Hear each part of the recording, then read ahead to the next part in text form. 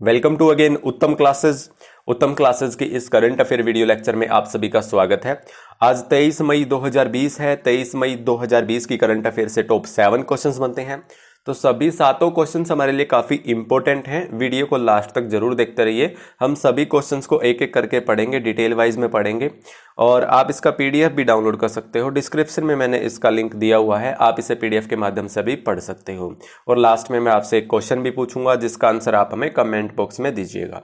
तो चलिए शुरुआत करते हैं। क्वेश्चन नंबर पहला है हमारा, पूर्व प्रधानमंत्री राजीव गांधी की 29वीं पुण्यतिथि पर किस राज्य ने किसान न्याय योजना शुरू की है? तो राजीव गांधी किसान न्याय योजना शुरू की है, जो कि हमारे पूर्व प्रधानमंत्री राजीव गांधी की 29वीं पुण्यतिथि थी 21 मई को। तो 21 मई को राजीव गांधी किसान न्याय योजना किस राज्य में शुरू की गई है? तो इसका जो आंसर होगा वो छत्तीसगढ़ होगा। छत्तीसगढ़ राज्य में इस योजना को शुरू किया गया है। इसे डिटेल वाइज पढ़ते हैं।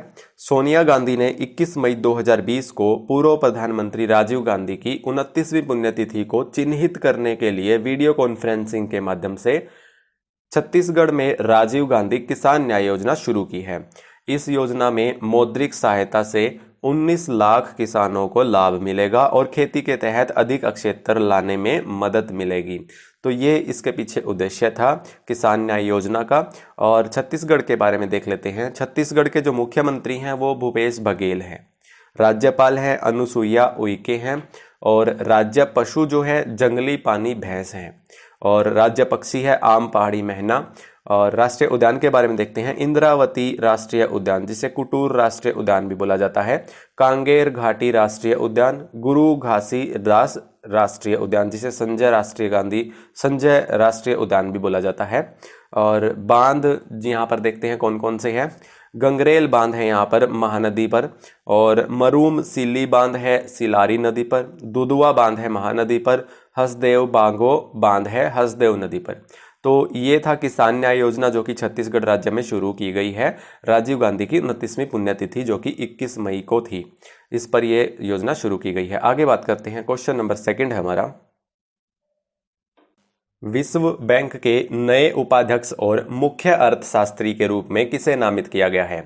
तो विश्व बैंक के नए उपाध्यक्ष के रूप में जिसे नामित किया गया है और मुख्य अर्थशास्त्री के रूप में, तो वो कार्मेन रेनहोल्ट को किया गया है। ऑप्शन सी इसका राइट आंसर होगा। विश्व ने बेयर स्टर्न्स के पूर्व एग्जीक्यूटिव कार्मेन रेनहार्ट को अपना नया उपाध्यक्ष और मुख्य अर्थशास्त्री नामित किया गया है। वह न्यूयॉर्क फेडरल रिजर्व के सलाहकार बोर्ड में कार्य करती हैं।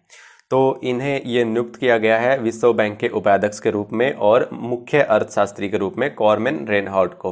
विश्व बैंक के बारे में पढ़ते हैं। इसका जो मुख्य उद्देश्य है, जो सदस्य राष्ट्र हैं उनका पुनर्निर्माण और विकास के कार्यों में फाइनेंशियली सहायता करना, यानी फाइनेंशियली हेल्प करना, आर्थिक सहायता देना, इसका ये मुख्य कार्य है विश्व बैंक का। विश्व बैंक के जो सदस्य देश हैं वो 189 है। स्थापना जो हुई थी 1945 में हुई थी। मुख्यालय है वाशिंगटन डीसी में और अध्यक्ष जो हैं वर्तमान में डेविड मॉलपस हैं विश्व बैंक के। ये था हमारा सेकंड क्वेश्चन। आगे बात करते हैं। क्वेश्चन नंबर 3 है हमारा, अंतर्राष्ट्रीय जैव विविधता दिवस 2020 का विषय क्या है? 2020 का विषय पूछा है अंतर्राष्ट्रीय जैव विविधता दिवस का। तो इसका जो आंसर होगा हमारे समाधान प्रकृति में है। तो इसका ऑप्शन जो बी होगा वो राइट होगा, हमारे समाधान प्रकृति में है। ये अंतर्राष्ट्रीय जैव विविधता दिवस 2020 का विषय है। और इसके बारे में देख लेते हैं ये क्यों मनाया जाता है। जैव विविधता को खतरे में डालने वाले खतरों से संबंधित विभिन्न मुद्दों पर जागरूकता बढ़ाने के लिए 22 मई को अंतर्राष्ट्रीय जैव विविधता दिवस मनाया जाता है। तो प्रत्येक वर्ष 22 मई को अंतर्राष्ट्रीय जैव विविधता दिवस मनाया जाता है और इस साल का 2020 का जो विषय रहा है हमारे समाधान प्रकृति में है। आगे बात करते हैं। क्वेश्चन नंबर 4 है, केरल कार्टून अकादमी के ब्रेक द चेन अभियान का उद्घाटन किसने किया? केरल में एक कार्टून अकादमी में ब्रेक द चेन अभियान की शुरुआत की तो उसका उद्घाटन किसने किया?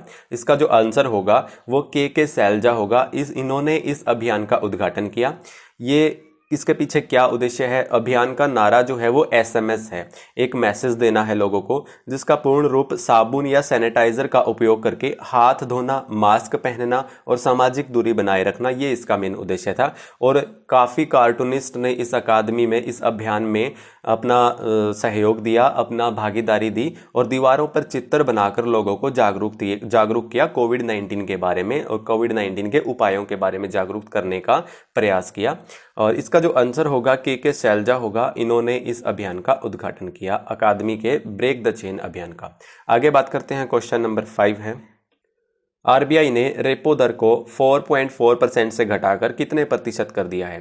4.4 से घटा करके आरबीआई ने रेपो दर जो की है वो 4.00 कर दी है। ऑप्शन बी इसका राइट आंसर होगा। रेपो रेट ब्याज की प्रमुख मौद्रिक नीति दर है जिस पर आरबीआई बैंकों को अल्पकालिक धन उधार देता है। तो कुछ समय के लिए आरबीआई बैंकों को उधार देता है अपना पैसा और मूल रूप से क्रेडिट उपलब्धता, मुद्रास्फीति और आर्थिक विकास को नियंत्रित करने के लिए ये उधार देता है आरबीआई पैसा। और रिवर्स रेपो दर इसका उल्टा होता है, बैंक जो है वो आरबीआई को उधार देती है पैसा। तो रिवर्स जो रेपो दर हुई है वो 4.4 से घटकर 4.00 हो गई है, ऑप्शन बी। आगे बढ़ते हैं, क्वेश्चन नंबर 6 है, पावर लिफ्टरों में से कौन डोपिंग रोधी नियमों का उल्लंघन करने के लिए अंतिम रूप से निलंबित कर दिया गया है?